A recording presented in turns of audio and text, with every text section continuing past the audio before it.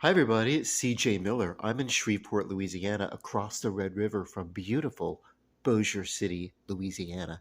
And I want to invite you to come check us out. I think we have a lot of fun.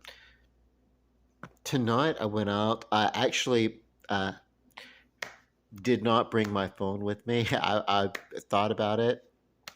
And then when I left, I realized I had left my phone in the apartment and I didn't bring it. But we had an art walk and that was fun. So I kind of walked around at the art walk. And you know, cool. That's just one of the fun things that we do. Now we do this um, usually every month on a Wednesday. And what it is that all the local artists are invited to come and participate. You register through, the Downtown Development Association or something like that, or whatever. But yeah, and I mean, it's just a monthly just open market, of art, all the arts, I mean, there may be performances, there may be jewelry, original clothing, painting. I've gotten several things from there over the years that I've been downtown, so I like it. I always go and check it out, try to support it, even if I don't buy money because maybe I'm saving a little bit because got to do that. Sometimes got to save a little bit, but it's really fun. So we're here, and I'm going to do a review of a movie from 1987 called Wild Thing. Okay, so during this time, there were a lot of adventure slash vigilante type movies, uh, kind of, you know, kind of Tarzan-esque ripoffs. We had the Phantom, which was a guy kind of wasn't wasn't the Green Hornet. He may have actually been like the Purple Hornet of you know uh, uh, African culture, because yeah, his character was in Africa and he was excavation and everything like that, and they were looking for skulls or whatever. But whatever. But he was basically just here's the mantle being passed down from generation to generation to generation to generation. That's not an original concept. As a matter of fact, Louisiana, in the deep, um, murky swamps of Terrebonne Parish and here around, we have the legend of Marie Laveau, who was a real person, by the way. Uh, and But the legend there is that, okay, so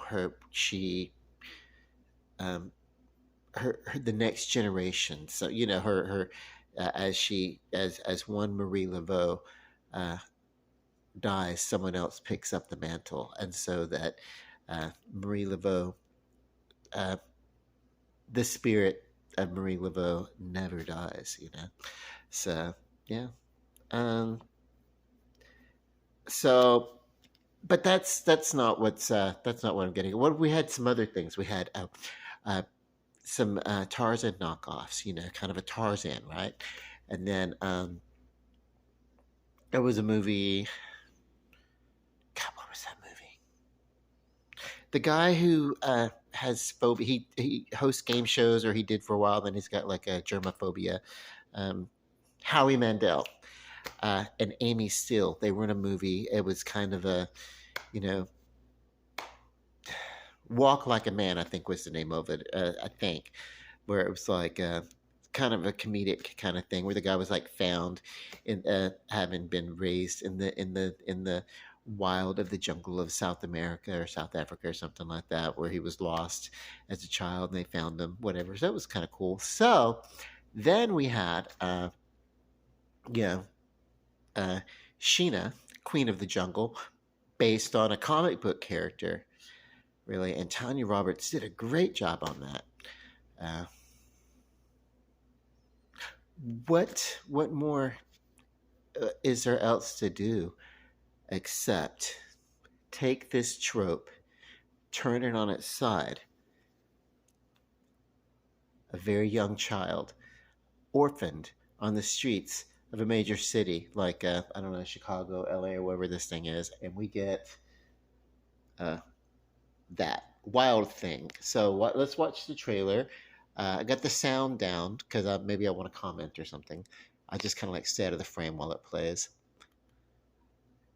I loved this movie in 1987. The trailer's on YouTube, that's for sure. Betty Buckley, uh, the gym teacher from Carrie, played a major part in this movie. Maybe it'd be more interesting if I did. There's a kid. It's, yeah. They can turn itself into an alley cat. He became a hunter. It's a half-human creature that hunts his own. A warrior.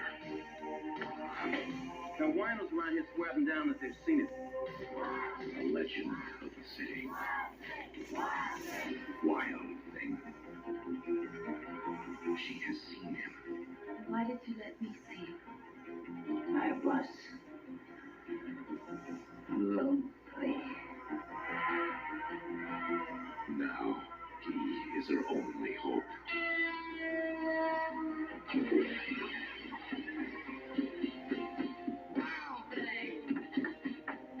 Because of the song. Right?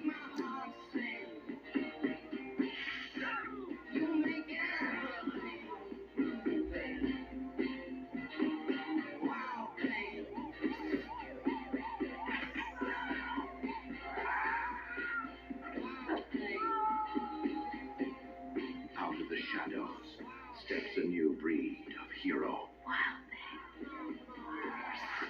Wild Thing.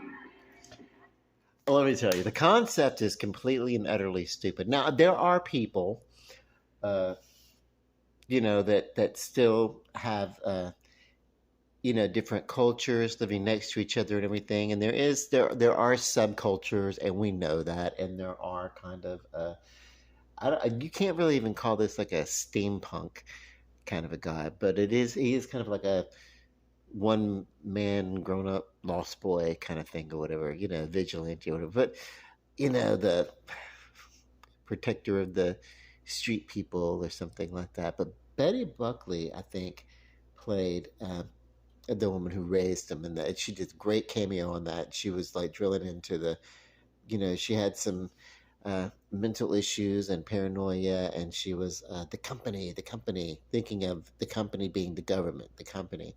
And she would gather as much money as she possibly could and just keep it. Like, she wouldn't spend it. She was just like, whatever, anything she could get, any money, and she would hold it and she would find it. And the whole idea was like to maybe depower the company or something like that, But yeah, no, he was a victim, orphaned by people that committed crime. They killed his parents, and so yeah. Um, so while the story's goofish, there were a lot of these. I've named a bunch of them. Sheena, Tarzan, whatever. So it was all that. Uh, however,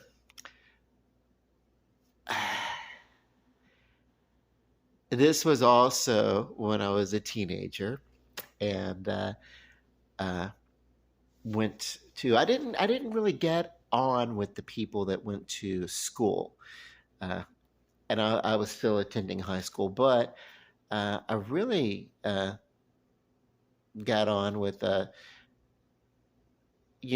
much as I could. I would be over at some friends' houses that lived over in the Queensboro neighborhood over on DeSoto Street, and that's one of the less savory areas of town. But the guy was a coworker of my mom's, and she knew him and everything like that. And we knew his wife, and his little boy looked up to me as an older brother and everything like that. And then the downstairs neighbor was uh, God, the history of that particular family, the downstairs neighbor. We met in when I lived in Highland as a little boy on Southern Avenue in third grade, and I didn't have anything against them, but it's just we didn't get along family to family. It was almost like a little neighborhood feud.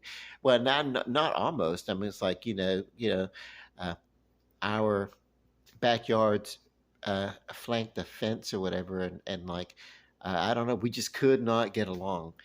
Uh, you know, yeah, it was whatever. And at this point, it doesn't matter whose fault or whatever because later on, uh, we reacquainted because the older sister uh, ended up being the downstairs neighbor to our good friends, and the Rodmans, and yeah. So, and I was over there all the time, uh, and even before they were like, even before they were living downstairs. But the guy, ended up being one of my best friends in my later teen years, going into early adulthood, and then we sort of like lost touch or whatever. And I tried to look for him on social media and everything like that. You still, yeah, it is like people go their ways. Sometimes people are in your life seasonally, and they fulfill the purpose that they're meant to fulfill, and then people just kind of go off and do other things. So yeah, but you know, uh, yeah.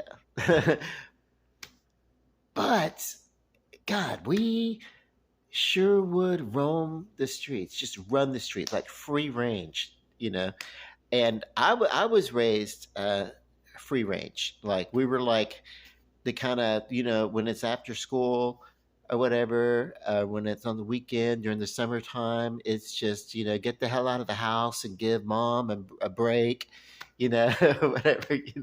Go out and do some stuff. It's healthy to go out and run around and play, and of course, today I would be like, I'd be like, okay, here's you can go from here to here, and call and check in every like 10 or 15 minutes or every whatever. Once probably not 10 or 15 minutes, but it'd be like, hey, don't go far from the sound of my voice. Which, by the way, in the country in small towns is a lot farther. You try to shout in a busier town, your voice gets lost over a bunch of stuff. So but yeah, it was we felt safe to be free range children, and there was a sense of freedom and wildness and that happened here that I don't know that kids get to do anymore. Uh, Period. I mean, you can maybe take them someplace and turn them loose on a playground or something like that, but you're watching. You know what I mean? It's like I don't know. It's like it just and we didn't go around and vandalize shit. We were, we weren't perfect children. We weren't perfect teens. We did things that we weren't supposed to do. We smoked cigarettes, snuck beers, and smoked a little pot. But it wasn't anything.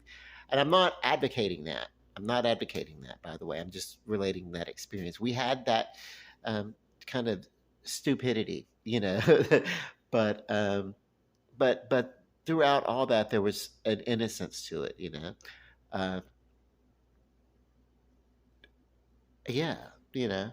Um, what else? So basically this is a sentimental movie. It's not a good movie. It's just a movie that I like because it's from a sentimental time, but it's also an interesting story, I think. So, and then before I get into too much therapy, I will just say my friend John Shirley, yeah, from Shreveport. I don't know. We just lost touch, and every once in a while we would bump into each other. Our paths would cross, and we'd be associated for a little while. and then we were like nomads and free spirits and everything. It was just one of my good friends. It was so, like I said, it's so curious because we actually came up with, families that we had at one point just could not get along. Like, it's something started and it was just I don't it's, I mean nobody cares. I mean we ended up being like I ended up being friends with all the family, like associated with them and everything like that. The mother, the two sisters, uh, the son, and everything like that. Because I'm chill like that. Yeah.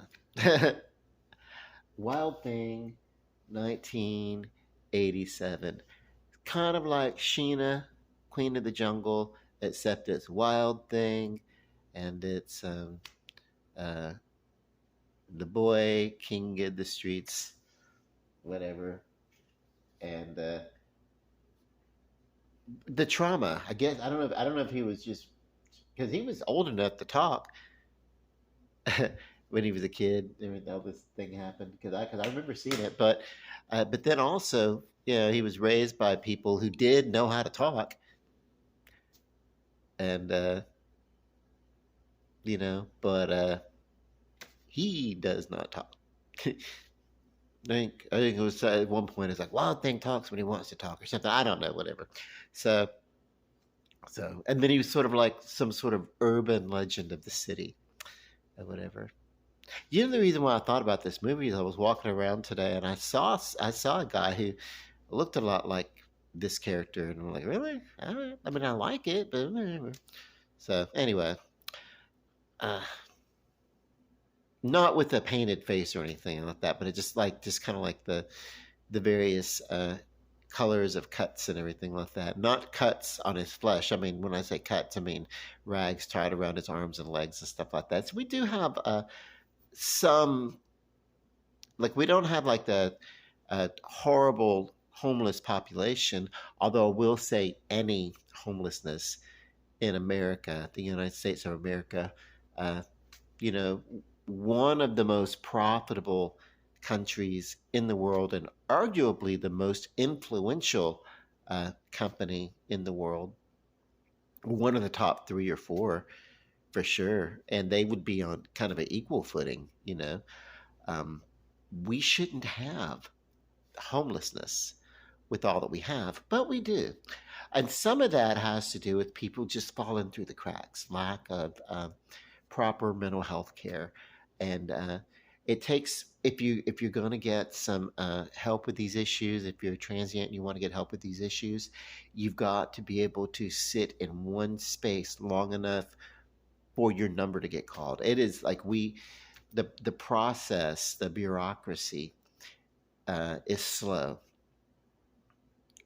That's one thing that should happen. All the people that can't have jobs, that don't have jobs, but we have capability and stuff like that. And if there's um, if you're paying people to be unemployed, why not pay them to be employed and train them on the process of bureaucracy, and then really, really get people in there processing the bureaucracy to get uh, help to the people who really, really need it. Meanwhile, uh, people can perform a service while they're waiting on getting their employment in line. You know, something I don't know. This is it's a, yeah. That's I don't yeah. That's things like this. This is kind of a hey, things from life will pop up in art and will sometimes get people thinking. Although this is not like a deep movie at all. This is like Sheena, Queen of the Jungle, like against exploitation of what goes on in Africa, and protector of people and animals and everything. Uh, in the old ways, that's kind of what this guy is. So, and Wild Thing, of course, and Wild Thing was a song that was getting popular again. Like it was out and then it was getting popular again. In the yeah, from fifth grade all the way into this, 1987 for me. It was like Wild Thing. We had like a um, Sam Kinison was a comedian. He's dead now, and he did it. Rodney Dangerfield did a cover of Wild Thing. He is he dead? He's dead now, I think. But these are just two. But yeah, but it was like this song. It was like a classic, and then came back and had like um, everything comes back every 20 years or so, give or take. Like if it's good, it's definitely going to come back as a classic because and that was in an era when people just they would perform, but then they didn't necessarily have like great business managers, and maybe they didn't have their own rights to their work and everything like that. And it would be used commercially in ways that they didn't want to. This song Wild Thing was pretty much all over the place. You hear it and see it at sports events and stuff like that sometimes, whatever. So yeah, it was a great song though. No, I'm not. I was like, let's listen to it. I'm not going to. I'll listen to it later, but not on camera. Uh, and then, of course, you have the it's kind of the romance involved with it and everything, because the Wild Thing, and then gets all cleaned up and all this kind of. What was the other one? Oh, also, this is a trope that is there. It plays out in another way, not in this movie, but in other movies such as First Blood. Uh, this is Rambo has weapons and everything like that, and the guns and everything like that. But he with the same trauma, so it's the loner with the trauma, trying to get along and stuff like that, and then becoming like the urban legend anti-hero kind of thing. Something else that happened. Of course, that was a small town, uh, but before First Blood, we had a movie called Ruckus, which was basically the same story, and with Dirk Benedict uh, playing the Rambo Vietnam vet character, and Linda Blair uh, playing the love interest. And that movie, for a TV movie, and I think it was a TV release. It may have been released in theaters. It looks like a TV movie though. But it came out about 2 years before uh, First Blood, and they were both inspired by similar stories of So it was not like an original. Everybody's like, yes, uh, I do deep dive into stuff that interests me, and Sylvester Stallone, uh, not just a great actor, and a physical athlete and everything, uh, but of an action star, but he writes a lot of his own material. And the thing is, where do all these ideas come from? It turns out there is very little that is new that rises to the top that becomes part of our collective experience as an American society. It's like if it's trending, well, we trending we now we back then we called it charting, or getting numbers, ratings, whatever. If it's trending upwards in that kind of way, then it's like, oh, you can bet that it is a mashup of previously offered ideas that once were original, uh, probably 3 centuries ago. you know? Go figure. Um, what we do is we tell the same types of stories over and over and over again, and that is because we are all far more alike then we are different. With that thought, ah, I'm going to bid you good night. Love and light. Bye. Come see us in Shreveport. Oh, check this movie out too. It's fucking awesome.